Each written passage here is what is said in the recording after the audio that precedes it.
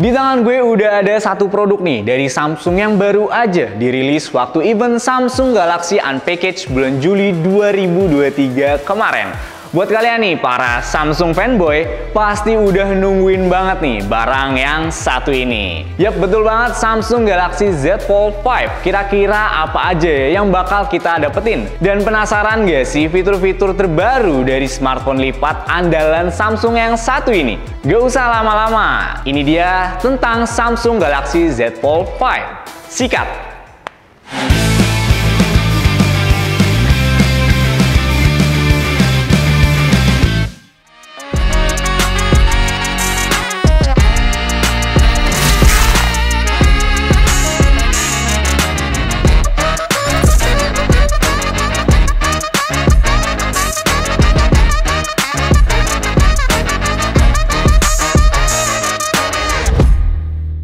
Hai guys, gue Andre and welcome to Hi5 by Hi Electronic. Sebelum kita bahas tuntas nih seputar Samsung Galaxy Z Fold 5 ini, gue mau ingetin lagi nih ke kalian buat yang nonton nih tapi belum subscribe. Subscribe dulu deh sekarang. Udah? Jangan lupa juga nih nyalain lonceng notifikasinya juga ya biar kalian gak ketinggalan informasi kalau gue lagi bahas tentang game, gadget, home appliance, ataupun konten-konten tentang teknologi lainnya. Oke guys, di depan gue sekarang udah ada box dari Z Fold 5 yang resmi di Indonesia. Jadi buat teman-teman yang udah pre-order kemarin, kira-kira beginilah penampakan boxnya ya. Secara tampilan nih, boxnya hampir sama dengan box seri Z Fold 4 sebelumnya ya. Bedanya kalau yang di box Z Fold 4 hanya ada tulisan Fold di boxnya. Sedangkan yang ini ada gambar dari device Galaxy Z Fold 5. Unit yang kita mau tunjukin ke kalian ini adalah yang warna icy blue dengan RAM 12GB dan memori 512GB.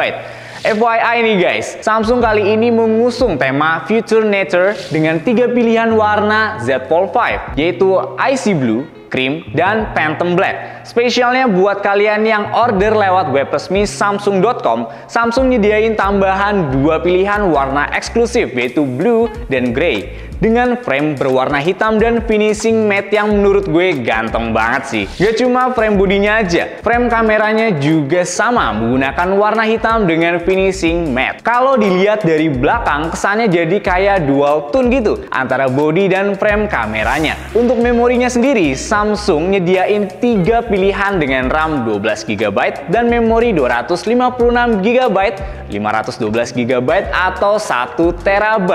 Oke guys, ini dia yang kita dapetin dari paket pembelian. Di sini ada unit smartphone-nya dan ada di dalam box ini kita dapat panduan singkat dan kartu garansi, kabel USB Type-C dan juga SIM ejector.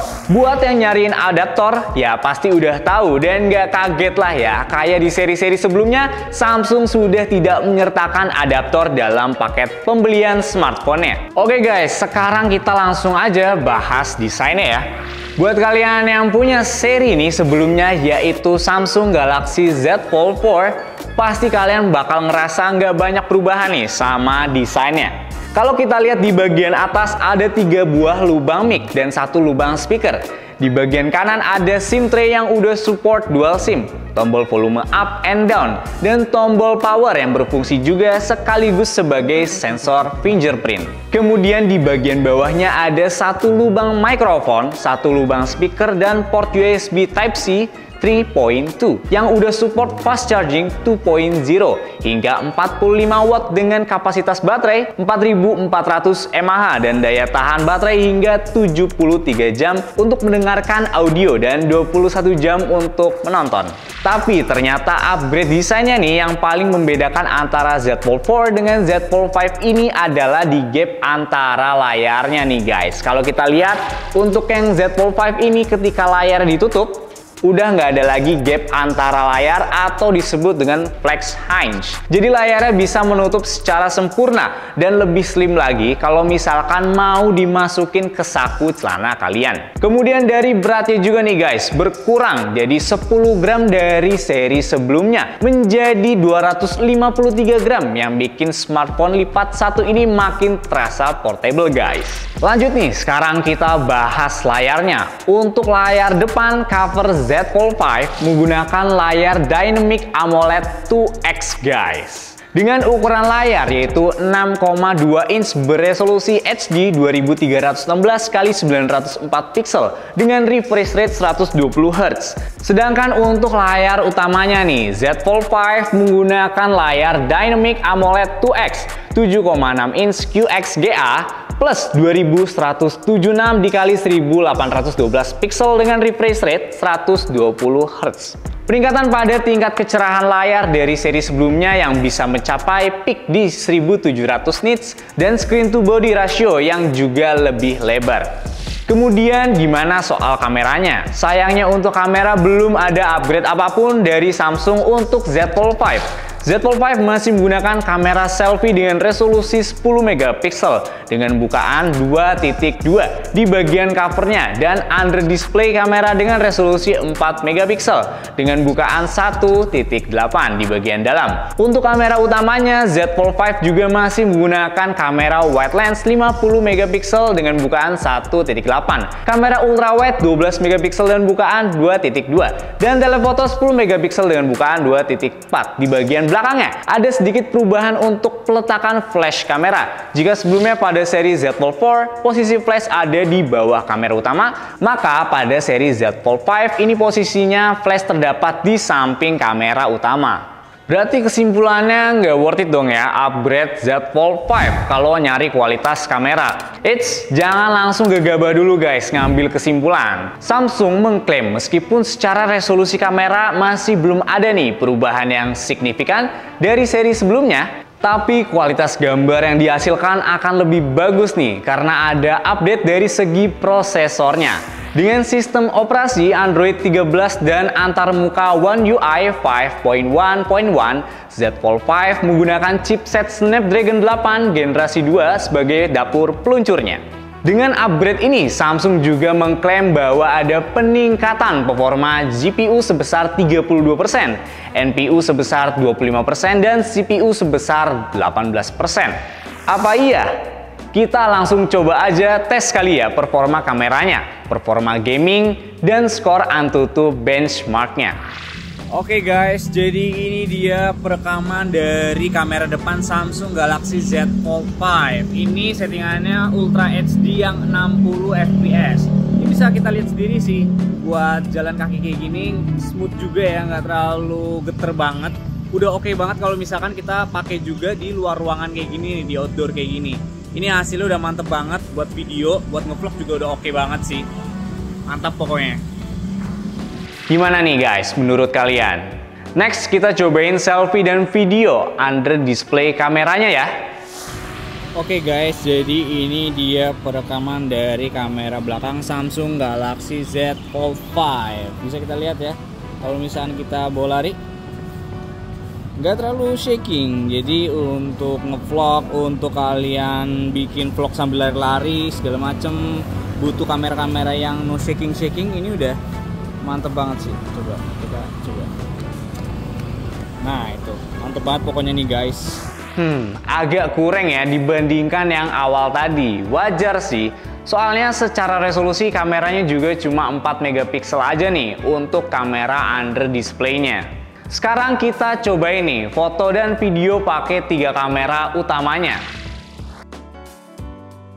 Oke, kamera udah kita cobain. Sekarang waktunya kita tes skor AnTuTu-nya dan hajar untuk gaming. Untuk performa skor AnTuTu-nya sih bisa mencapai 1.400.000-an guys. Tapi kita coba buat mainin Genshin Impact deh. Kira-kira dengan skor AnTuTu segitu, settingannya bisa rata kanan dengan gameplay yang smooth nggak ya? Oke guys, jadi ini untuk tes gaming performance di Samsung Galaxy Z Fold 5. Kita langsung masuk ke settingan gamingnya aja nih. Kita lagi main Genshin Impact. Dan untuk grafiknya kita cek. Untuk kualitas grafiknya sekarang menengah. Coba kita masukin ke yang tertinggi nih. Oh, pengaturan saat ini memiliki beban yang sangat berat. Oke, ternyata bisa guys. Kita atur. Oke. Ini udah paling rata kanan ya guys. Oke, kita mulai untuk yang rata kanan. Oke guys, ini kita udah cari musuhnya, ada musuhnya, dan untuk grafik rata kanan Ini smooth banget ya guys. Udah mantep banget misalnya kalau misalkan kalian mau pakai Z Fold 5 ini buat gaming, terutama Genshin Impact guys. Sekarang kita masuk ke kesimpulannya nih guys. Jika dilihat nih dari seri sebelumnya yaitu Samsung Z Fold 4, gue rasa masih belum ada peningkatan nih yang signifikan secara fitur untuk dari Z Fold 4 ke Z Fold 5. IPX8 juga masih jadi andalan smartphone yang satu ini untuk menghindari kerusakan nih saat terkena air dan juga debu. Kalau kita review lagi, hal-hal yang baru dari seri sebelumnya adalah gap nih guys, antara layar yang lebih rapat, ukuran yang lebih slim, bobot yang lebih ringan, peningkatan pada tingkat maksimal kecerahan layar, screen to body ratio yang lebih lebar, penggunaan chipset yang hanya berbeda satu generasi aja dari Snapdragon 8 Gen 1 ke Snapdragon 8 Gen 2, sampai dengan pemindahan letak flash kamera. Semuanya adalah upgrade minor guys. Gue bisa bilang kalau Samsung Z Fold 5 ini adalah Samsung Z Fold 4 yang disempurnakan. Jadi apakah worth it untuk beli Samsung Z Fold 5 dengan harga 25-27 jutaan? Tergantung. Kalau kalian sebelumnya adalah user Samsung Z Fold 4, gua rasa nanti dulu deh. Kita tunggu aja seri selanjutnya. Samsung bisa kok lebih keren dari ini. Tapi, kalau kalian adalah user Samsung Fold atau Samsung Z Fold Seri 2, gua rasa kalian wajib nyobain Z Fold 5. Kalau dilihat dari harganya dulu, Z Fold 2 itu bisa mencapai harga 34 jutaan waktu rilis pertama kali ya guys. Buat kalian yang tertarik untuk beli, kalian boleh langsung cek aja nih web samsung.com untuk PO-nya ya. Karena masih ada promo double storage sampai tanggal 17 Agustus. Jadi kalian bisa dapat kapasitas memori 512 GB dengan harga 256 GB. Apa? Masih ada yang ngeyel mau upgrade dari Z Fold 4 ke Z Fold 5? Oke, kita bakal bandingkan dan tes performanya langsung nih buat kalian. Kalian boleh cek video yang akan tayang setelah video ini ya guys. Atau jika videonya udah tayang, kalian bisa langsung klik card yang ada di atas sini ya. Nah, itu dia guys, segmen High Five pada kali ini. Kalau kalian punya pertanyaan atau rekomendasi tentang barang elektronik yang mau kita review, bisa langsung tulis di kolom komentar ya guys. Like videonya kalau kalian suka, dislike kalau nggak suka. Dan kalau kalian merasa info ini berguna, kalian boleh share ke teman-teman kalian. Subscribe. Dan jangan lupa nyalain tombol notifikasinya nih, biar kalian gak ketinggalan informasi terupdate dari kita. Akhir kata dari gue nih guys, main QQ dapetnya angpau. See you in the next video and ciao!